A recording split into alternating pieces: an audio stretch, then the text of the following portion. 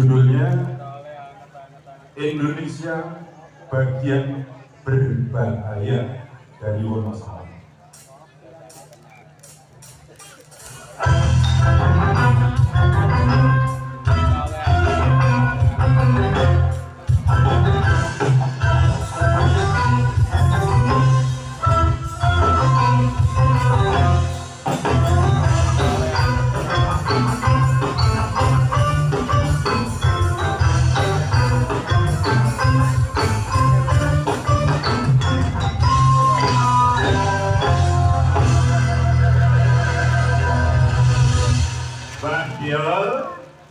Nyun sewu Mbak, ini saya mengantarkan putu-putu. Itu ada putu Doni, putu Imam, tapi putu Jijik lagi serah, lagi gerol, dia nggak bisa datang. Jadi hanya 2 orang mau nyuwun pangestu dan pamit ajeng ngamen Mbak Dio. Mereka itu ngamen. Oh ya. Ini. Tak sangoni estu ning atiku ya. Ora sah sangu duit ya. Pantese malah si Mbak sing kok tinggal ato kuwi ya. Ora punya kowe. Anu, arep lunga ngamen endi? Kowe iki le. Aku Mbak dateng Mojo Kembang. Mojo. Ngendi? Jombang, Mbak. Jombang. Bang. Jombang, Mbak. Jo Mojo Kembang Bang Jombang.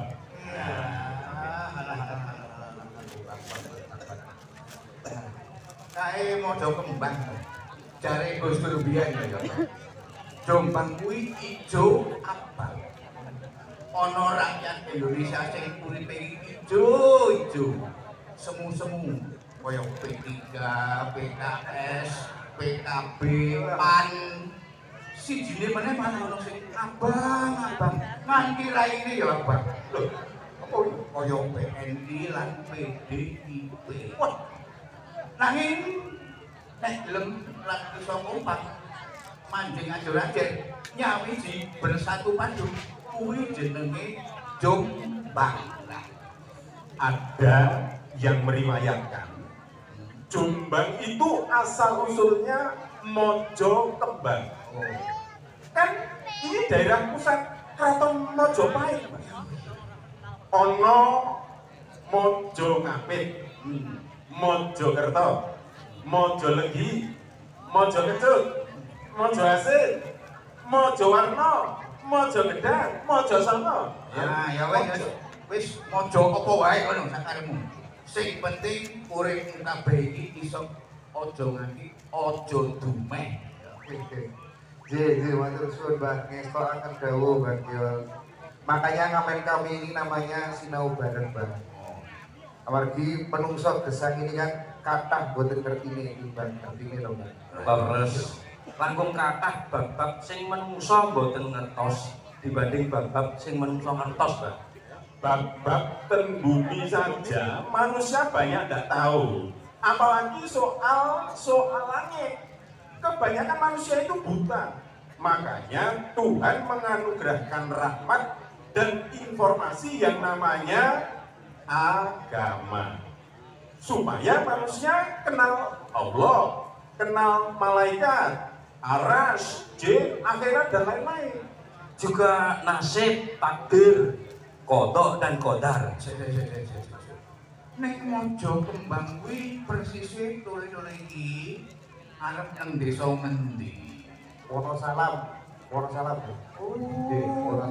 Wonosalamun thayyibatun wa rabbun ghafur. Kok plesetan lho, Mbak. Niku ayat Quran mosok diplesetke. Jadul kowe bocah-bocah iki. Cakep kok jadul lho. Kuwi kudune aku sing jadul. Dudu plesetan kuwi. Ya, dudu plesetan kuwi jenenge ndunungke, memaknai atau membumikan makna. Nah, ini niku genahe pripun, Mbak? Kok saya kok baru dengar sekarang itu genahe pripun? Unine ayatnya kan baldatun thayyibatun wa rabbun ghafur. Artinya apa terjemahannya? Pelan-pelan, hati-hati, jangan berusak-berusuk. Ini ada bilat, ada balat, ada buldan, ada baldatun. Akar huruf bentukan kata-katanya sama, ba, lam, dal. Itu bukan bahasa Arab. Loh, kok bukan bahasa Arab, Mbak? Lah cetosane sono cara kok niku, Mbak? Coba digenuke ning buyutmu ben do melek makan. Lan dibuka sel-sel kawruh. Ya, oke ya. Bilat, balat, buldan, dan baldan itu bukan sekedar bahasa Arab. Dan meskipun bahasa Arab digunakan menjadi bahasa Al-Quran, tidak berarti keduanya sama persis. Sebab pencetannya berbeda. Kalau bahasa Arab itu bikinan bangsa Arab, buatan manusia biasa. Nah, kalau Al-Quran itu ciptaan Allah. Bahasa Al-Quran itu bahasa Allah. Asal usul maksud dan maknanya adalah Allah Subhanahu wa Ta'ala. Nah, dicetak buyut-buyutan.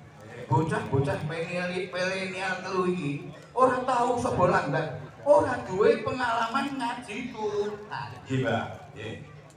Kita mencoba memahami bilat, balat, buldan, dan balda. Itu dengan pelan-pelan ya. Tuh, ya, ya. Secara sehati-hati. Juga harus dilandasi tawaduk, rendah hati, anggap asor, jangan sok jadi ahli tafsir. Kalau menafsirkan bahasa Arab agak lebih mudah. Kalau menafsirkan bahasa Al-Quran banyak kemungkinannya. Tapi kalau mencoba memahami bahasa Allah, perangkat yang diperlukannya harus lengkap, harus jangkep, harus utuh dan ngumpul. Tidak hanya ilmu dan pengetahuan bahasa, bahkan tidak cukup dengan ilmu apapun, tidak cukup itu. Tapi juga harus dengan landasan iman dan takwa. Bahkan seluruh bangunan akhlak hidup kita ikut menentukan tepat tidaknya pemahaman kita terhadap kata-kata dan bahasa Allah Subhanahu wa Ta'ala. Wah, lakukan lagi. Cakep Gus. Utang saya tidak kuat, Bang. Suwe ini utang saya ini. Bahkan apa yang buyutmu Irotek dan simbahmu Geol ini pahami dan ungkapkan juga belum tentu benar loh. Ayo, Mau menaik dapur. Mau menaik dapur. Arah ini kan. Yang sungguh-sungguh tahu hanya Allah. Makanya sejak kecil kita diajari mengucapkan wallahu a'lamu bissawab. Hanya Allah saja yang lebih tahu, yang paling tahu dan sejati tahu itu semua. Oke, kuwi.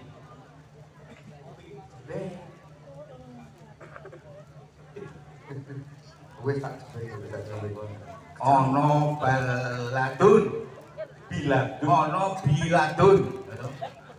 Biasanya diartikan negara atau suatu wilayah yang diberkedaulatan resmi. Nah, ono lagu biladi ono kae lho. Ono meneh baladun. Kowe apal to? Ono ayat watini wadzzaitun wa turisini wa hadzal baladil amin. Nggih, kula apal, Mbak. Nek niki abangan, Mbak, ra iso ngaji iki. Oh, biar pas ngaji nang langgar tapi nek barisan terus nyolong belum. Wes to, wah, kok gojekan. Wes to, di rumah pengandikane Mbah Dion iki aja guyon cengensan terus kok. Serius. Kula badhe taklet, Mbak. Ya. Lah hubungannya semua penjelasan tadi dengan Wonosalam apa? Kok Mbah Giol tadi ngendika Wonosalamun thayyibatun wa rabbun ghafur. Lah yo baladun ku yo apa ora kudu digoleki to. Baldatun kuwi apa yo Indonesia apa yo wis thayyibatun aku digoleki. Thayyibatun itu sejahtera, aman, makmur. Kalau Indonesia kan belum mencapai itu. Di Indonesia masih ada pemimpin yang ijazahnya saja belum tentu tidak palsu. Banyak rekayasa dan kemunafikan. Indonesia belum sanggup menjaga politik dari kotoran-kotoran. Pokoknya Indonesia masih jauh lah dari thayyibatun. Sementara sak ngertiku lho ya. Daerah Wonosalam kuwi dengan 9 kelurahannya meskipun pasti tidak sempurna lho ya, tapi relatif bisa dibilang baldatun thayyibatun. Mergo pengelolaannya terbuka, jujur, merdeka dalam batas yang terukur.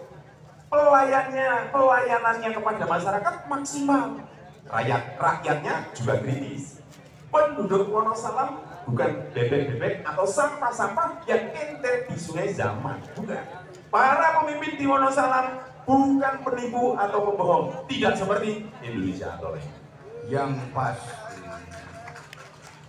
Yang pasti semua pemimpin dan masyarakat Wonosalam itu harus menjaga dan merawat perilakunya. Jangan sampai Allah marah, apalagi sampai tidak memaafkan. Wonosalam sudah baldatun thayyibatun, jangan sampai tidak rabbun ghafur. Sekarang saya paham kenapa kok judul acara sinau bareng di Wonosalam itu kok desa itu masa depan bukan masa lalu. Mungkin maksudnya untuk menempuh perjuangan ke masa depan. Jangan mengandalkan Indonesia. Wonosalam harus mengandalkan diri Wonosalam sendiri. Jadi Wonosalam itu bukan masa kini dan masa silam, melainkan justru yang utama adalah masa depan. Pantesan juga ada subjudul Indonesia adalah bagian dari Wonosalam. Bahkan ada yang lebih terang-terangan, Indonesia adalah bagian yang harus diwaspadai dari Wonosalam. Wah, itu cara berpikir yang cerdas dan kreatif. Memang secara geografis dan teritorial Wonosalam adalah bagian dari Indonesia. Tapi secara substansial, secara muatan nilai, secara dinamika zaman, Wonosalam punya pandangan yang kritis terhadap Indonesia. Jangan sampai peran Indonesia di Wonosalam akan merugikan atau menghancurkan Wonosalam. Jadi jangan sampai Wonosalam membiarkan dirinya dirusak oleh siapapun saja yang datang dari luar Wonosalam. Wonosalam harus mempertahankan keadaan toto tentrem Kertora Harjo, Gemah Ripah Loh Jinawi. Wonosalam harus terus menjadi desa teladan nasional. Oh, pusing. Kalau itu nanti dulu tuh. Wonosalam disebut teladan atau tidak, itu tergantung cara pandang Dewan Jurinya. Kalau pola pikir Jakarta beda dengan Wonosalam, ya belum tentu Wonosalam jadi wilayah teladan. Ya kan? Wong Wonosalam, wong manusia Jakarta juga beda dibanding manusia Wonosalam. Ya, tidak penting itu, tidak penting. Itu semua bukan yang utama, Wonosalam digelari teladan atau tidak, yang penting para pemimpinnya dan semua penduduknya istiqomah menjadi uswatun hasanah. Oh iya ya. Selama ini tidak ada penghargaan uswatun hasanah di Indonesia loh. Selama ini banyak bentuk-bentuk penghargaan dari pemerintah pusat, provinsi ataupun kabupaten. Tapi rata-rata dasar pertimbangannya adalah materialisme dan keduniaan, bukan nilai kebudayaan atau kerohanian. Tidak ada kelengkapan yang mencakup nilai kemanusiaan, moral, kreativitas, apalagi akhlak dan takwa. Seluruh Indonesia dan pemerintahnya tidak ada yang berpikir uswatun hasanah. kata uswatun hasanah hanya dipakai untuk ngasih nama bagi muslimat. Anak-anak boleh, syukur alhamdulillah boleh. Tole milenialku jebul utekmu yo muncul. Punya kawruh sejati tentang manusia dan kehidupan. Doni, Karo Imam, menurut kalian apa saja sih yang harus diperhatikan untuk mengetahui kualitas kehidupan di desa? Apa? Ayo. Nomor satu ya kewenangan desa. Kedaulatan masyarakat desa terhadap kehidupannya. Jangan sampai kedaulatan negara ataupun lainnya menginjak dan menganggap tidak ada kewenangan desa. Undang-undang mestinya menjamin bahwa desa dan daerah berhak mengatur dan mengurus rumah tangganya sendiri, Pak. Setiap desa memiliki kewenangan dan mengatur desanya, untuk mengatur desanya, menyelenggarakan pemerintahnya sendiri, pembangunan dan pemberdayaannya sendiri, tanpa dicampuri oleh kekuasaan pusat negara. Terus, kabupaten juga harus mendukung, mewadahi, dan menjaga kedaulatan desa, dan harus punya daya saring yang tegas, namun bijaksana terhadap intervensi dari atas atau pusat yang bisa merusak kehidupan desa. Desa itu bukan bawahan kecamatan, kabupaten, atau provinsi dan negara. Sebaliknya, pemerintah pusat, provinsi, dan kabupaten mengabdi, melindungi, dan mendorong keselamatan dan kemajuan desa. Sebab yang diabdi oleh semua level pemerintahan di negara adalah rakyat yang mayoritasnya hidup di desa-desa. Setiap desa dijamin kedaulatannya di bidang penyelenggaraan pemerintahan desa serta di bidang pelaksanaan pembangunan desa di segala bidang kehidupan yang dibutuhkan oleh masyarakat desa, dari sektor pertanian hingga non pertanian, dari urusan pariwisata hingga yang di luar itu, semuanya pokoknya. Bidang pendidikan, kesehatan, keagamaan, kesenian, kebudayaan, fasilitas-fasilitas umum, penanganan penduduk yang miskin, yang difabel, dan semua urusan lain yang tujuannya adalah penyejahteraan seluruh penduduk. Intinya, semua pemimpin dan penduduk desa berhak berdaulat dan berkewajiban untuk membangun dirinya menjadi desa yang soleh. Aku soleh ya? Soleh itu pripun? Nek teng kampung kula teng soleh warung soto. Pak soleh. Pak Riau kan sudah lama pulang kampung, semua soleh itu apa tuh? Ya kan? Mbak Giel sering mengajarkan kepada kami bahwa orang soleh artinya bukan sekedar orang baik, tapi orang yang memperbaiki, orang yang selalu punya naluri dan kesadaran untuk memperbaiki keadaan apapun itu, keadaan diri sendiri, keadaan keluarga, apalagi keadaan desa. Mungkin sekali ya Wonosalam ini sudah bisa disebut desa soleh di samping desa uswatun hasanah. Nanti dulu. Wonosalam ini sudah merobot gomor apa belum? Sebentar. Saat ini sebenarnya yang paling urgen bagi Wonosalam bukan soal desa teladan, desa uswatun hasanah, atau desa soleh. Lah yang urgen apa tuh? Ada yang lebih utama apa ini? Ada yang darurat apa? Gini loh, mikirnya ya. Ada hal-hal yang Wonosalam atau desa-desa lain di seluruh Indonesia bisa mandiri, berdaulat untuk mensejahterakan dirinya sendiri. Tapi jangan lupa, ada hal-hal lain yang semua desa-desa ini tergantung pada pemerintah pusat atau situasi dan keadaan nasional. Dengarkan baik-baik Buyut Kildan. Anak-anak beliau yang bagian ngelirik-ngelirik dan ngintip-ngintip keadaan Indonesia, bahkan dunia internasional. Hari-hari ini sampai tahun depan ada hal-hal yang sangat mengkhawatirkan bagi seluruh rakyat Indonesia. Dengarkan semua, dengarkan faktor berikut ini.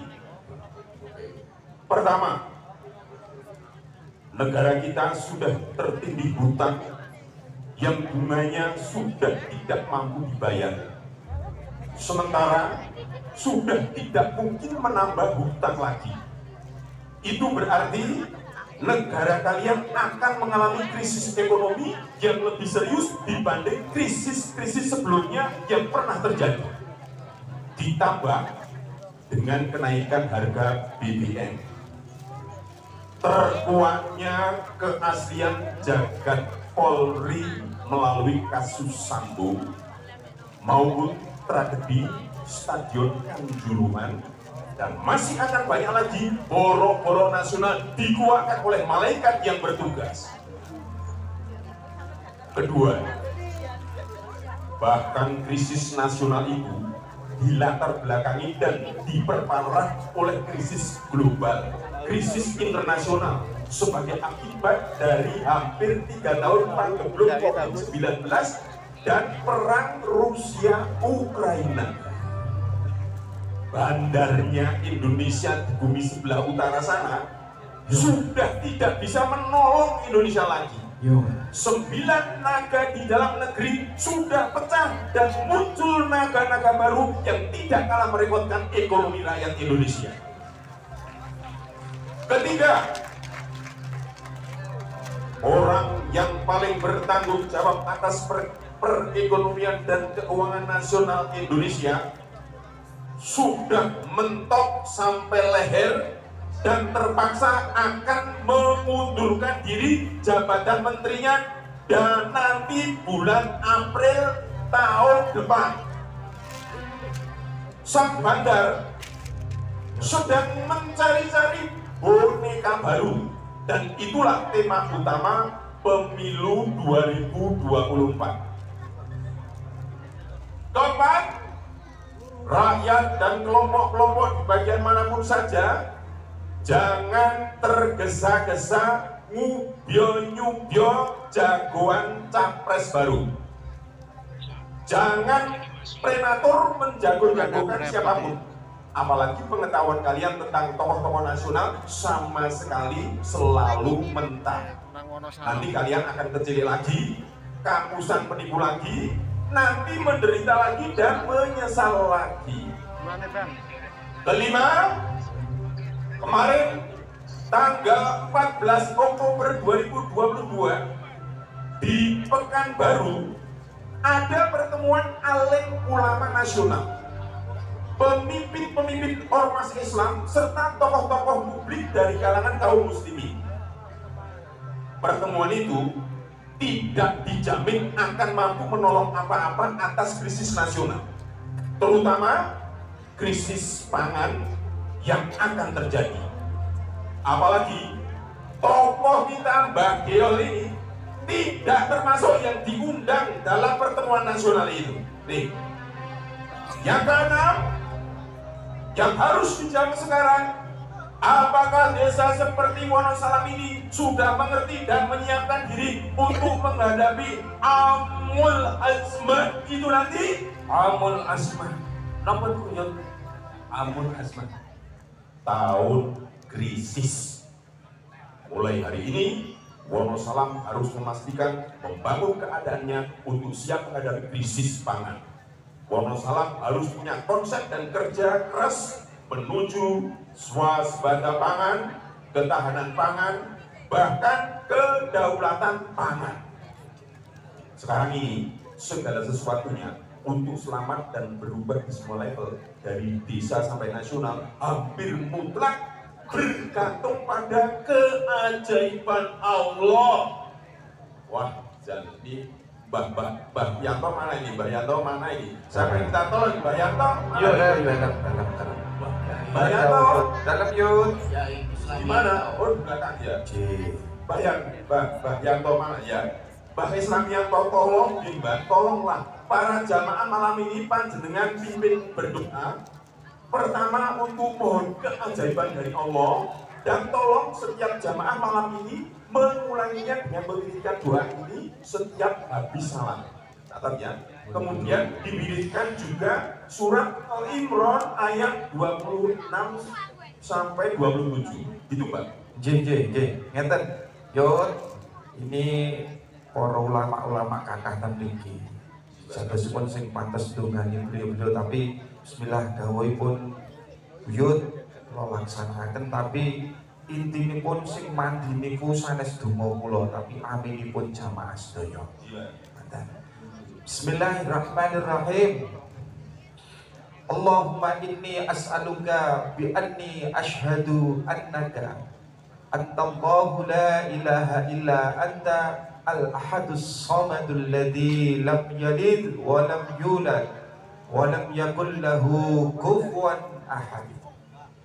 Qulillahumma malikal mulki tu'til mulka man tasha' wa tanzihul mulka mimman tasha' wa tu'izzu man tasha' wa tudhillu man tasha' biyadikal khair innaka ala kulli syai'in qadir.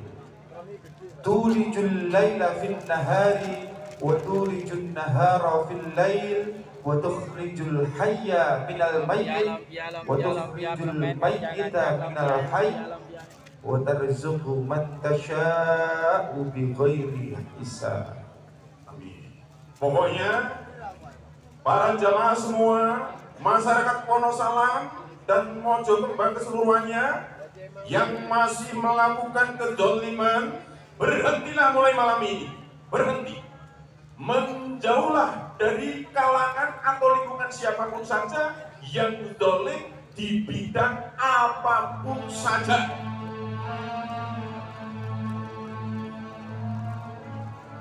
Wa